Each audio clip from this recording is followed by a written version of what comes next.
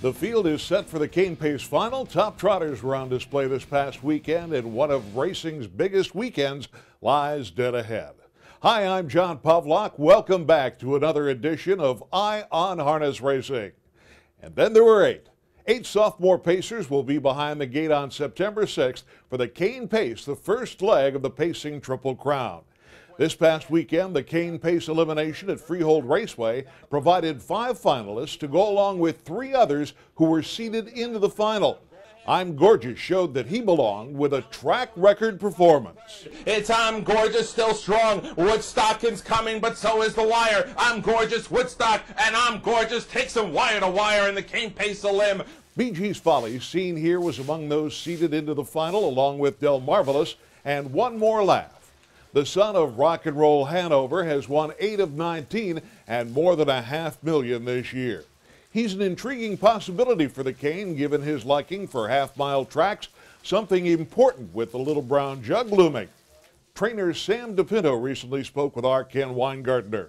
You know, it's a big plus when you have one that you can race on a half-mile track, not have to make hardly any equipment changes. Just took his hobbles up 2 holes, reversed the head pole, and he was perfect. What are his best qualities? Really, he can do anything you want. I mean, the horse can leave, he can come first up. You know, of course you like to have a trip, but if he has to rough it up, he can rough it up. He's shown that at the Meadowlands where he come first over twice, and he won both the Jersey Cup and the New Jersey Classic first over. So he's a pretty you know, consistent horse that you can race any way you want, really. Harness racing and standard-bred horses come to life each month in the colorful pages of Hoofbeats, the sport's most widely read magazine. We call it Reporting with Horsepower. Don't miss a single issue. Subscribe online today. Sophomore trotting colts were in action on 2 fronts, at Tioga Downs in the Zweig Memorial and in Chicago at the American National at Balmoral Park.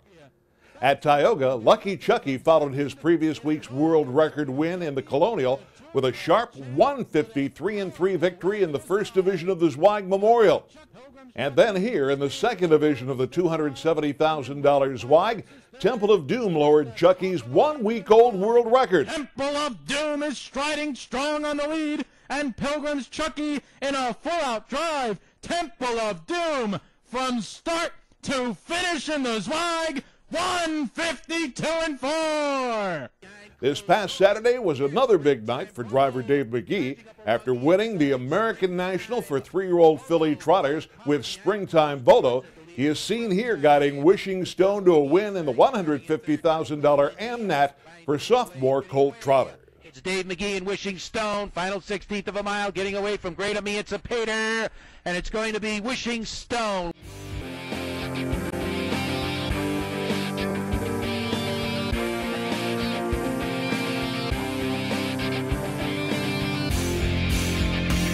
The first leg of the Pacing Triple Crown will feature 8 top-flight sophomores, and we thought you would like to get started on your handicapping. 3 of the 8, BG's Folly, Del Marvelous, and One More Laugh, were seeded into the Cane final based upon their prior performances. But as you can see, there are others, based upon their post-position draw, who should also be considered for a second look. Interestingly, the speed ratings earned in the Cane Elimination were generally better than those earned by the seeds, all of whom last raced in the Battle of Brandywine. Among the seeds, only One More Laugh equaled the ratings earned by the top finishers in the Cane Elimination. Speed ratings accepted as official by the U.S. Trotting Association are available exclusively from TrackMaster and a key factor in anyone's handicapping efforts. At TrackMaster, it's all about winning.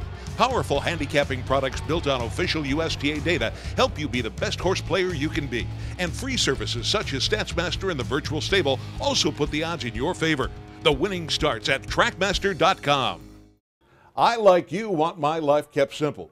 If you own, train, or drive harness horses, you know that one of the biggest hassles is getting licensed in the various states. You finally get a good horse and you end up traveling and have to get a license everywhere you go. The National Racing Compact, with offices in Lexington, Kentucky, can ride to your rescue. They will take 1 set of fingerprints and 1 application and turn it into a license in every state in which you will be racing. Sandy Highland directs the efforts of the National Racing License Crew. You pick up the phone or you email or fax us and call us, and you can either do several states at one time or you can do the states as you need them done. You can see the entire interview and learn much more about the National Racing License by visiting the USTA's YouTube channel at youtube.com/UStrotting.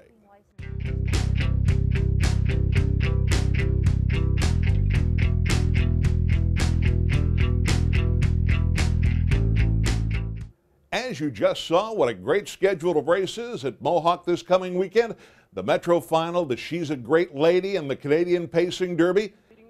In our look back this week, we remember Liz Mara, who in 2007 joined other greats such as Count B and Rambling Willie as the winners of more than one Derby. This race in 2006 was the first of Liz Mara's 2 Derby wins, both with Brian Sears aboard. Coming off the turn, and it's still Campbell and My Panmar outside in second. Here comes the new kid on the block in this older pacing horse division. It is Liz Mara, and it's Liz Mara up on the outside, and he's no flash in the pan. Liz Mara on the outside has got the better of My Panmar in deep stretch, and it's Brian Sears and Liz Mara to get it done. Next week I'll be off, but tune in because Heather Dodds will be here to bring you reports from Mohawk's big weekend and the Cane Pace Final at Freehold. As usual, we ask that if you have any comments regarding our show, send them to i@ustrotting.com. I'm John Pavlak. Join us next week for another edition of Eye on Harness Racing.